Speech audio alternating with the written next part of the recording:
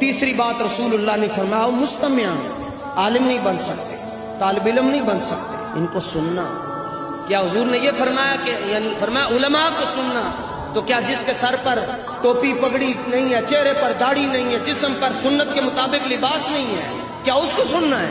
اچھا یہ سارا کچھ ہے، داڑھی بھی ہے، پگڑی بھی ہے، وہ اگر خود کو یہ کہتا ہے کہ دنیا میں میرے فالوور بھی بہت زیادہ ہیں، کیا اس کو سننا؟ کس کو سننا ہے پھر؟ حضرت محمد بن سیرین رضی اللہ تعالیٰ عنہ، ان سے مسلم میں حدیثیں مروی ہیں، حضرت انس بن مالک کے شاگرد ہیں، ان کے پاس دو شخص آئے، انہوں نے کہا ہم آپ کو قرآن سنانا چاہتے ہیں۔ فرمایا نہیں سننا۔